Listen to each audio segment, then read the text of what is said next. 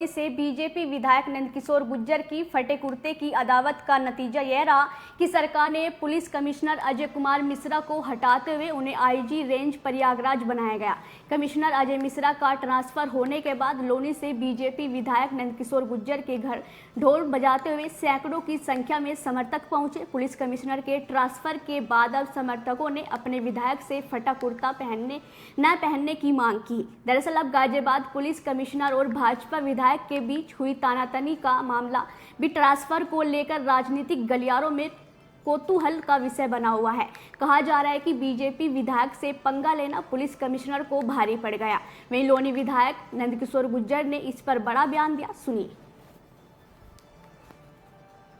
गुमराह किया गया, योगी जी को बताया गया कि लोनी में दंगा हो जाएगा और एक अधिकारी ने यहाँ जो सब्जी बेचने वाले गरीब थे, महिलाएं थी, कोई ऐसा वर्ग नहीं बचा जिसके साथ उत्पीड़न नहीं किया हो। अपराध इतना बढ़ा था कि गाजियाबाद के लोग तराही तराही करने लगे थे। अपने ऑफिस से निकलता नहीं था, मुर्गा दारू शाम को 5 बजते ही बैठ जाता था नशे में, और अपने अधिकारियों से भी बदतमीजी करना। महिलाएं अगर मिलने गई अपनी समस्या लेके उनसे बदतमीजी करना। तो आपने मुझे इसलिए चुना था कि यहाँ रामराज की स्थापना हो, कोई हमारे किसी बहन भाई को उसके साथ अन्याय ना हो, कोई अधिकारी लूटे ना, इसीलिए चुना था। कोई और बात के लिए चुना था बताओ? तो मैं अपनी लड़ाई को लड़ रहा था, लेकिन सब्जी बेचने वाले बेचारे गरीब, उन गरीब लोगों के साथ जिस तरह की बदतमीजी हुई, उसको हमने उनके बीच में जाकर के नंगे पैर रह करके उनकी लड़ाई को लड़ा। आज वो अपनी रोजी रोटी कमा रहे हैं। गरीब हमारे जो लोग थे उनको उजाड़ने का काम हुआ। इसके अलावा राम कथा बताइए को अपराध है? योगी जी की सरकार में राम कथा नहीं करेंगे तो कब करेंगे? राम भक्तों पे हमारी जो बहनें थी वो हर समाज की थी, हर समाज के लोग थे। हिंदुओं की जितनी 36 बिरादरी थी सभी थे। और जो दंगा करने की बात बताई उसमें हमारे मुस्लिम भाइयों ने भी फूल बरसाए, सबने देखा होगा। मानस के ऊपर, हमारी बहनों के ऊपर, भाइयों के ऊपर। तो ये जो लोनी ने जो मैसेज दिया, उसके बाद सारी बात ऊपर तक गई है। हमें उम्मीद है अभी ये अधिकारी महिलाओं के साथ अत्याचार, अपराध बढ़ाने के लिए और रामद्रोही के रूप में जहां जाएगा इसका पीछा नहीं छोड़ेगी जनता। ये अधिकारी जहां भी जाएगा लोग रामद्रोही और महिलाओं के साथ बर्बरता और अत्याचार, रामचरितमानस पे लाठी बजा करके लोगों के कपड़े फाड़ने के लिए, बर्बरता के लिए जनरल डायर से भी बुरा जाना जाएगा।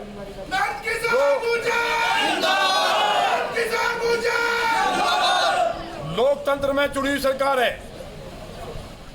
हम फिर दोहरा रहे हैं, ये जो पोस्टिंग भी दी गई है हम इससे भी संतुष्ट नहीं है। ये अधिकारी बर्खास्त होना चाहिए। यहाँ की रिपोर्ट जो गई है, शासन उस पर ईमानदारी से काम करे। हमारी जो बहन बेटियों के साथ जो बदतमीजी हुई, पैरों में चोट लगी है, मेडिकल रिपोर्ट है, हमारे कपड़े फटे, शराब पी करके अधिकारी मानस को जो छीनना चाहते थे। लेकिन मुझे आपका इस मिट्टी का जो मुझ में करज था, मैंने मानस को हाथ नहीं लगने दिया, चाहे मेरे कपड़े फटे, चाहे मैं गिर गया। लेकिन रामचरितमानस जो सबसे पवित्र ग्रंथ है हिंदुओं का, उसको खंडित नहीं होने दिया।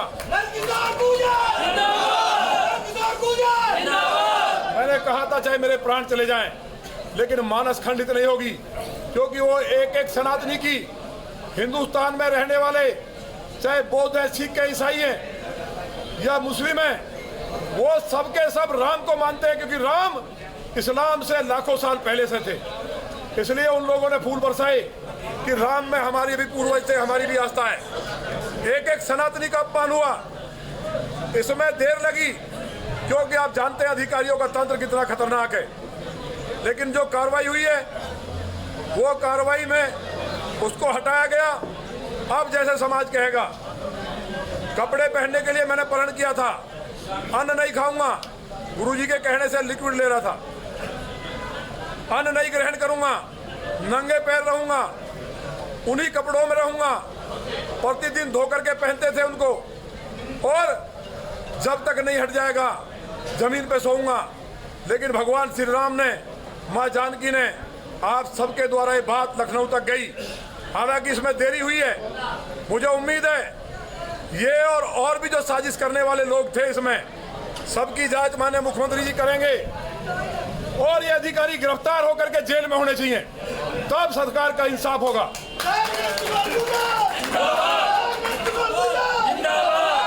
मेरी सरकार में मानस पे हमला करने वाले जेल में होने चाहिए कि नहीं? बताओ हाथ उठा के।